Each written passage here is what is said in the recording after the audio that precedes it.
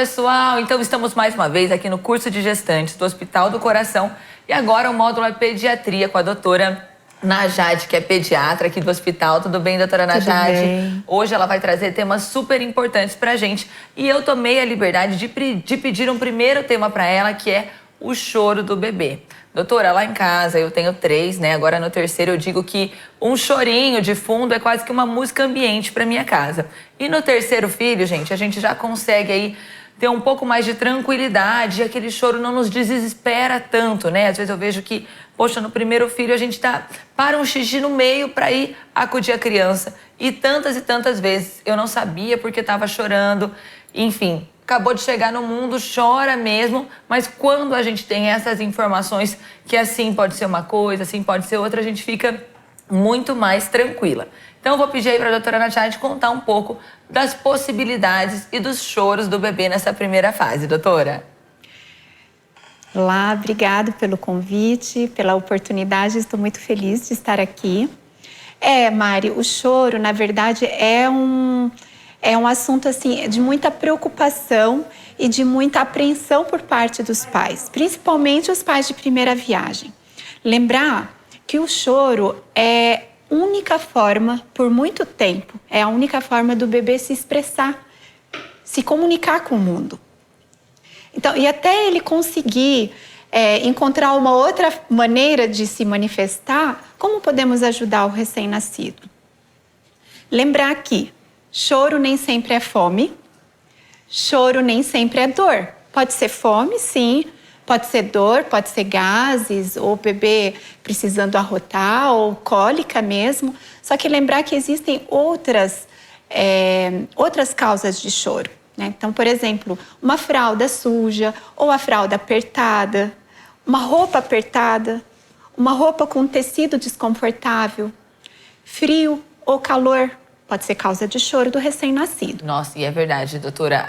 Quando a gente pega uma criança ali, às vezes a temperatura tá 40 graus, mas a gente acha que precisa encapotar o bebê, coitadinho. Muitas vezes ele vai chorar mesmo de calor, né? Isso. Mas antes de perguntar sobre isso, queria te perguntar se tem alguma forma da gente ter uma identificação. Tem uma diferença de choro para uma coisinha, uma diferença para outra? Me conta. Na verdade, é assim, cada bebê é de um jeito, né? E a mãe, ao nascimento do seu bebê, ela vai aprendendo com o choro do bebê. Então, como eu estava falando para você, essa questão do frio que você falou, né? Ou do calor. Então, às vezes a temperatura está 40 graus e o bebê está encapotado, porque existe essa ideia de que todo recém-nascido, porque é recém-nascido, ele sente frio. O recém-nascido a termo, ele sente a mesma temperatura que a nossa. Então, ele sente frio, sente calor. Então, hoje está uma temperatura extremamente alta.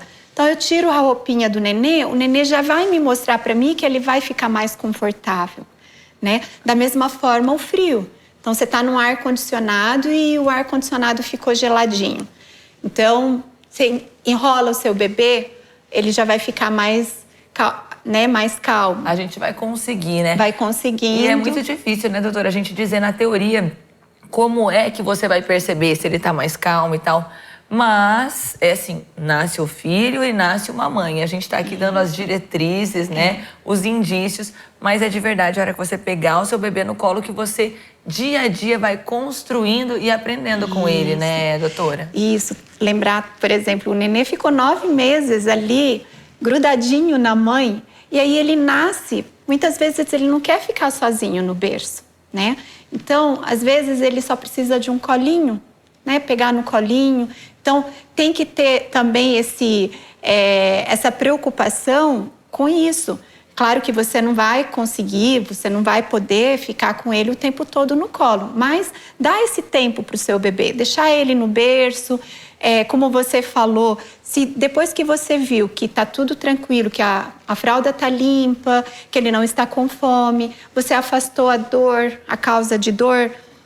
Às vezes o bebê, Mari, ele está em uma posição desconfortável. Ele quer apenas mudar de posição ou quer mudar de ambiente. Olha. Né? Excesso de estímulos, tanto sonoros como luminosos, também pode ser causa de choro. Pode incomodar. Pode incomodar. Sono ou se passou da horinha do sono. Porque ele ainda não sabe, né? Ele não aprendeu ainda a dormir. Ele não aprendeu a dormir. E aí, quando tá com sono, por Isso. alguns aninhos ali, eles vão chorar de sono, né? Eu gostei, doutora. Achei que tem um checklist, ó. Confere a fralda, confere a posição. Já mamou? Mamou, já arrotou? Pode ser um desconforto também de sair o arzinho da barriga? Então você vai fazendo, anota tudo isso que a doutora falou e vai fazendo um checklist. E tem uma coisa, doutora, que eu acho muito legal. Que a gente se preocupa muito, as pessoas dizem, não pegue muito o bebê no colo, porque ele vai se acostumar, só vai querer ficar no colo. No terceiro filho, eu gostaria de dizer com muita emoção, pega no colo. Passa tão rápido. Hoje, os meus 2 maiores, que têm 3 e 2 aninhos, já não querem mais colo. Esses dias eu vi uma coisa muito engraçada, que dizia assim, ó... larga esse menino, só vai ficar no colo, coloque no chão. Falou, se fosse para colocar no chão, eu tinha tido um tapete, comprava um tapete, deixa o neném no colo. O neném precisa do colo da mãe. Esse contato físico, você estava me falando o quanto é importante, né, doutora? É muito importante. Eu até vou, se você me permite, Mari, aconteceu ontem, eu passei visita no recém-nascido que nasceu anteontem. Então, ele estava com 24 horas de vida. E quem me acompanhou no primeiro exame físico foi a vovó. E aí, eu tirei toda a roupinha, examinei, fiz o primeiro exame físico, orientei a avó. E ele chorando, chorando, chorando, eu fechei a fralda, conversei com ela, ela falou assim para mim, doutora, se você pegar ele no colo e deixar ele bem pertinho de você, ele para de chorar. Eu peguei ele no colo, coloquei ele de pezinho.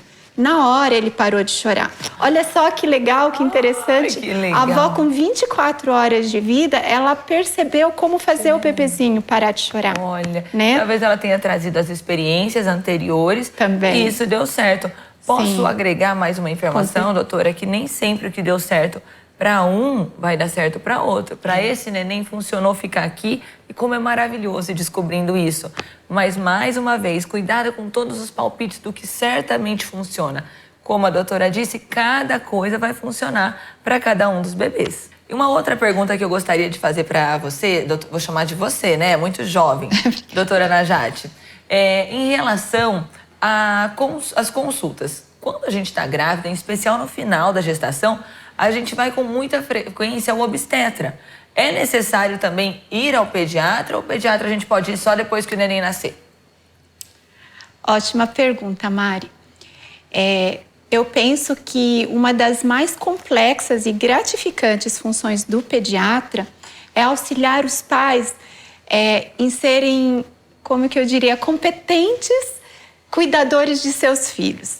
E isso começa ainda no pré-natal. Antes do nascimento do filho, quando o pediatra estabelece esse vínculo, um diálogo com os pais para falar sobre conceitos e também estratégias para fortalecer e intensificar a inserção da criança na família. Então, é nesse momento que o pediatra tem a oportunidade, por exemplo, de falar sobre as condições ao nascer que vão beneficiar o recém-nascido e também ao seu bom desenvolvimento futuro. Nem todas as mães, por exemplo, sabem que elas têm um direito de ter um acompanhante em todo o trabalho de parto e no puerpério imediato. É nessa consulta que o pediatra pode orientar. A mãe, o pai e a família que os acompanham, eles podem ser orientados nessa consulta em relação à amamentação. Eu acho que é um momento apropriado para discutir com a família ali o que eles pensam sobre aleitamento materno, sobre a amamentação, sobre as vantagens e a importância do aleitamento materno, sobre as técnicas de amamentação e também sobre os problemas e as dificuldades que a mãe pode ter, que podem aparecer principalmente nos primeiros dias de vida da criança. Acho muito importante orientar os pais sobre a importância do pai e também do apoio da família no estabelecimento de todos os cuidados do recém-nascido, lactação e aleitamento materno. Nossa, doutora, posso te interromper? Claro. A gente estava até mesmo, antes de ligarmos as câmeras, falando sobre isso. falando do quanto é importante o companheiro ou a companheira, né, participar deste processo. Gente, o momento de puerpério, né, que vem assim que o neném nasce, a mulher está muito abalada emocionalmente, cheia de dúvidas, cheia de informações vindas de todos os lados. E se o pai dessa criança, né, se quem está acompanhando essa mãe tiver a sensibilidade de suportá-la emocionalmente, né, nesse momento, e entender que os desafios vão vir, porque por mais que a gente se prepare, né, doutora, é tão bom a gente bater esse papo, saber que coisas difíceis podem acontecer, que nem tudo é como esperado, é na hora que a bola tá em campo que as coisas vão realmente ser entendidas e vão ter que ser ali resolvidas. Então, a importância do pai, né, ou dessa companheira, como seja aí a sua maternidade, ela é muito grande, né? O que você falou é que o pai cuida. Conta pra gente o que você tinha dito, que eu achei muito bonito. O Eduardo tinha falado aqui que a mãe é sempre 10 e o pai é 8. E eu falei que eu discordava, que eu achava que a mãe é 10, mas o pai é 12, porque ele vai ajudar nos cuidados com a criança, mas ele cuida da mãe também. Exatamente. Né? Então, ele cuida de todo o conjunto. Inclusive, a presença do pai nessa consulta de pré-natal, sempre que possível, ela precisa ser encorajada. Sobre o aleitamento materno, que a gente já começa esse vínculo com a família, já no pré-natal, falando sobre aleitamento, e nós ficaríamos aqui horas discorrendo sobre a importância e as vantagens do aleitamento materno, mas eu não posso deixar de dizer duas coisinhas. Ele não só fortalece o vínculo entre mãe e filho, mas também ele é um poderoso agente imunológico e aí atua aí na diminuição da mortalidade infantil e também no aumento da expectativa de vida. Então, aleitamento materno exclusivo até o 6º mês. Doutora, posso completar, mas dando uma informação bem importante? Claro. A gente já reforçou isso no primeiro módulo com a Débora, a enfermeira, né? E esse aleitamento, ele vai muito além dessa imunidade, ele tem muita questão emocional. E o começo é muito difícil para muitas mulheres, né? E para uma pequena minoria, eu poderia dizer, ele acaba não sendo possível. É importante que você esgote todas as possibilidades e que você saiba que é muito difícil mesmo no começo e é o esperado. Porém, eu queria deixar um recado para as mães que depois de terem tentado tudo e não conseguiram, vou me emocionar, você não é menos mãe por isso. Se as coisas não derem tão certo quanto você esperava, nada te faz menos mãe. Todas vamos dar o nosso melhor. E às vezes a gente vai até errar tentando acertar, né, doutora Najade? Eu quero complementar a sua fala, Mari, e dizer que a amamentação não é um ato de amor. É um ato de paciência. Muitas vezes, a mãe, ela literalmente dá o sangue para amamentar e não consegue por N motivos, N fatores, e nem por isso ela ama menos o seu filho. Arrasou! Olha, que coisa maravilhosa. E após aí algumas emoções, porque falar de maternidade, se preparar para a maternidade, gente, são emoções à flor da pele, antes e depois do nascimento. E uma coisa que a doutora Najade estava falando aqui sobre o nascimento, a importância desse contato pele a pele, né? Logo após a chegada do bebê, né, doutora? É verdade, Mari. Então, se prepare para mais emoções. Traga o meu lencinho, gente. É realmente de muita emoção. Logo após o nascimento, o cordão umbilical é clampeado. Isso acontece entre o 1º e o 3º minuto após o nascimento. Todo recém-nascido chorando ou respirando e com tônus muscular normal, ele deve ser colocado junto à sua mãe em contato pele a pele.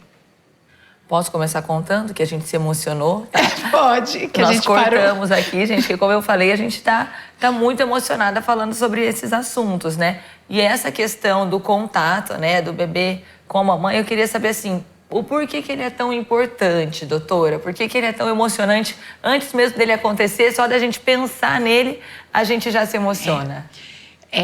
ele, além dessa parte emocional, existe uma parte fisiológica. A importância do contato pele a pele logo após o nascimento facilita a colonização do recém-nascido pela flora bacteriana da pele da sua mãe, somando-se aos fatores protetores do aleitamento materno. Que legal! Então, quando a gente coloca o bebê ali, ele tem esses ganhos, como ele facilita, assim, na através amamentação? apenas do contato, com contato, existe uma troca, a flora bacteriana da pele da mãe passa para o recém-nascido.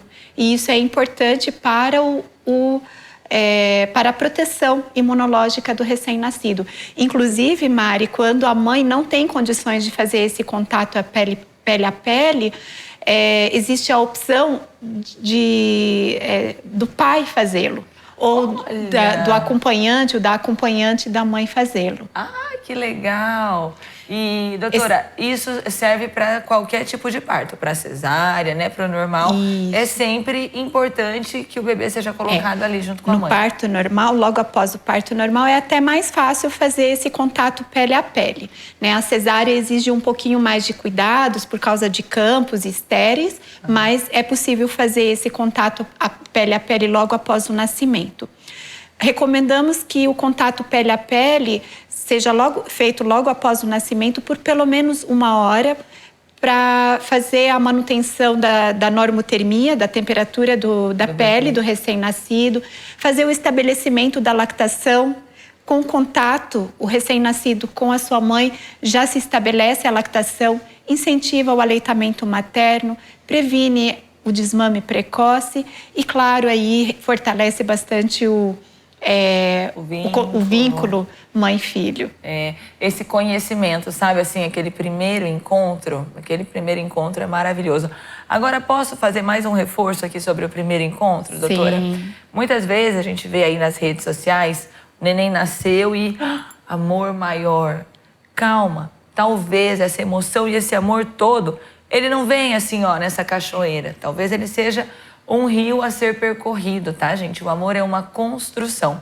Eu digo que cada filho que eu tive foi diferente e que alguns a gente vai levando, vai amando conforme os dias vão acontecendo. A gente tá cheia de emoções. Naquele primeiro momento ali, seja uma cesárea ou um parto normal, é uma enxurrada de hormônios, tá? E a gente estima que o neném vai nascer e que você vai ser louca por ele. Esse neném chora muito, né, doutora? Muitas vezes chora muito, muitas vezes chora menos, mas sempre vai chorar, né? Você vai estar cheia de desafios e esse amor vai ser construído. Calma se as coisas não forem, né, doutora, exatamente como você imaginou na sua cabeça.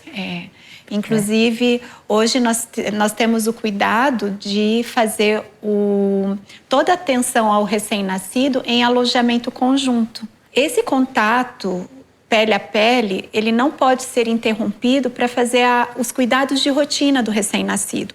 Você sabe, Mari, que o bebê ele passa por alguns cuidados de rotina, como a primeira vacina, existe uma vitamina que o bebê recebe já no primeiro momento, né, da vida dele, mas todos esses cuidados de rotina, eles podem esperar. Como falei para você, a gente recomenda então que esse contato pele a pele logo após o nascimento seja feito por pelo menos 1 hora. Que legal. Olha que essência importante, né? O mais importante ao chegar no mundo é abraçar a mãe, né? E essa mãe também precisa ser abraçada, né? Pela sua companheira, pelo seu companheiro. Essa mãe vai precisar de muitos cuidados também, tanto quanto o bebê, né, doutora? Sim. E essa mãe que tá aí perdida em, meu Deus, o que é o certo? O que eu faço quando o bebê fizer isso? Como que funciona, doutora? Para todos os bebês funciona alguma coisa específica? Como é que é? Não, né, Mari? Porque tem muitas mães que falam para mim, ai, doutora, você não tem uma receitinha de bolo? Né? Não existe algo assim que seja para a gente saber o que fazer? Então, não. Né? Então, nós estávamos comentando também agora há pouco que às vezes eu entro na maternidade e tenho 10 bebês para ver e em cada quarto eu falo uma orientação diferente. Por quê? Porque aquele bebê, ele é diferente Ele é único, do né? outro, ele é único. Às vezes ele é diferente do seu irmão, né? A mãe, ela teve 2 ou 3 gestações. Cada gestação, ela viveu um momento diferente da vida dela e isso repercute com certeza, né? Naquele momento da maternidade. É isso mesmo, doutora. E uma das coisas, gente, que é muito interessante é a gente achar que mesmo depois da prática de já ter tido um filho, vem um segundo, um terceiro filho e fala, nossa, mas com os outros nunca foi assim. Então essa peculiaridade aí é justamente porque todos somos seres únicos, né? E agora quero aproveitar a Najat aqui e fazer algumas perguntas que são muito frequentes na maternidade. Precisa mesmo colocar para arrotar? Qual é a posição ideal para a gente colocar o bebê? E as cólicas, o que a gente deve fazer com as cólicas? Vamos começar aí, gente, pela primeira delas, que é como que fala? Arrotar é um nome às vezes estranho. Tirar o ar do estômago, doutora, é isso? Eu vou usar o termo que é usado pelas próprias mães, né? Uhum. Então, o bebê, depois da mamada, ele deve ser colocado, sim, de pezinho, né? E você dá umas tapinhas de leve nas costinhas dele, tá? Ali, nessa posição, ele pode ficar entre 5 a 10 minutos. Nem todo bebê arrota, ou melhor, nem todo bebê, você escuta ele arrotar. Às vezes, o arroto, ele é tão baixinho que você... Não às vezes você não que ele já percebe, arrotou. tá? Mas deixou ali 5 a 10 minutos em pezinho, você daí pode colocar ele no berço ou no carrinho, com uma leve inclinação na cabeça, tá? E isso pode ser feito tanto no carrinho, levantando um pouquinho a cabeceira do carrinho, ou no próprio berço do bebê, entre o estrado e o colchão, você pode colocar um travesseiro, levantando um pouquinho. Pode ser essa dica que eu ia dar, uma coisa simples assim, né, leve. doutora? Isso, não um precisa travesseiro comprar baixinho, nada. né? Não precisa deixar 90 graus. Eu coloco até, doutora, 2 toalhas assim. Isso, que também pode dá ser uma coisa elevada. simples, exato. Ótimo. Tá? E aí, decúbito dorsal, ou seja, a barriguinha para cima, tá? E a cabecinha levemente de lado. Eles já fazem isso, né? O bebê não dorme com a cabeça assim. Eles já fazem isso. Por quê? Porque se por acaso o bebê voltar um leitinho, que é comum a regurgitação, não tem o perigo dele broncoaspirar, por exemplo, que é uma coisa também que preocupa muito. Uma preocupação, exatamente. Então, vou aproveitar e inserir mais uma pergunta aqui. É comum o bebê, doutora, tem nome mais bonito para gorfar, doutora? Voltar um leitinho? É a regurgitação. Obrigada pelo nome bonito, a regurgitação. É regurgitação, é normal, tá? Tem bebês que regurgitam mais, outros menos, mas a regurgitação é normal. A mãe não precisa se desesperar, Não precisa né? se desesperar. Tá ótimo. E outro motivo que às vezes desespera as mães. Cólicas, doutora. As cólicas, elas são esperadas, né? Eu tive a surpresa agora de só no meu 3º filho sofrer com cólica. Nunca tinha tido, achei que eu era premiada, mas agora vieram as cólicas. Fala um pouquinho mais, doutora. Isso. Então, o bebê, normalmente, ele tem um desconforto, que é normal, para eliminar os gases ou também para fazer cocô. Ele tem um desconforto que isso é natural do ser humano. Diferente da cólica do lactente. Geralmente a cólica do lactente ela começa depois da 2ª semana de vida. Infelizmente a medicina não tem muitas explicações para a cólica do lactente. Parece que ela tem relação com a imaturidade neurológica do sistema digestório do recém-nascido e que é alcançado lá pelo 3º, 4º, tem criança até o 5º mês tem cólica. Nesse momento, a gente já diz para a mãe, vai fazendo uma oração para não ser com você o bebê que vai até o 5º mês de cólica, tá? Já vai torcendo aí que com você o seu nem vai ter, pensa positivo. Isso. Mas se tiver, é esperado. Inclusive nem todos os recém-nascidos têm cólica né? do lactente, né? Apenas uma porcentagem dos recém-nascidos. Não tem nada a ver com o que a mãe come, né? Mari, tem mãe que chega no meu consultório comendo alface e tomando água, porque tudo dá cólica no nenê, a orientação aí, né? Então, isso porque a madrinha, porque a comadre, porque a vovó falou que feijão dá cólica, que isso dá cólica. A alimentação saudável e equilibrada, aquilo que eu faria, né, como uma alimentação saudável para mim e para você, eu oriento a lactante a ter. Então, uma alimentação saudável, uma alimentação equilibrada. Claro, não exagera no açúcar, no doce, até mesmo porque o doce engorda, né? Se Por você muitos gosta, motivos. se você gosta de doce, tem gente que gosta de comer um docinho, coma um pouco, né? Coma. Ai, como é difícil, doutora. Se eu tiver também já uma dica sobre como evitar, né, o desejo de comer doce, uma brincadeira, gente. Mas assim, deve continuar a alimentação que ela já tinha antes, continuar. Existem algumas situações que chegam assim, serem engraçadas até, né? Porque a mãe chega e fala assim, a vovó, a amiga, falou que comer canjica faz bem para produzir leite. E a mãe nunca come canjica e aí ela fica naquelas paneladas de canjica. É claro que o nenê vai ter algum desconforto, né? Entendi, doutora. Então, infelizmente, é ter um pouquinho de paciência, né? Hoje, cada pediatra vai ter uma orientação específica para cada bebê. Doutora, aquela bolsinha de sementes aquecida ali na barriguinha, ela pode ajudar nessa hora de desconforto? Isso. Aquecer a barriguinha do bebê, a posição barriga com barriga. Pede para o pai fazer isso, porque a mãe, por exemplo, que está amamentando, ela vai fazer essa posição de barriga com barriga, tentando esquentar a barriga do nenê, daí o nenê quer mamar e fica fica difícil a situação, né? Pede para alguém, para o pai, ou para quem estiver com você. Eu não gosto, assim, particularmente nada que vai quente para a barriga do bebê. Eu já atendi, infelizmente, bebês que foram queimados porque a mãe não conseguiu dosar o calor ou do paninho quente ou dessa bolsinha. Só de colocar pele a pele, só de colocar pertinho, né, da barriga da mãe ou do pai, já vai esquentar. Fazer uma massagem na barriguinha, uma bicicletinha pode ajudar também a eliminar os gases. Ótimo, excelentes dicas, doutora, muito obrigada. Quero agradecer a doutora pelas explicações. E você atende na clínica e também está aqui no Hospital do Coração, doutora? Isso. Eu trabalho numa clínica particular, né? Eu tenho meu consultório.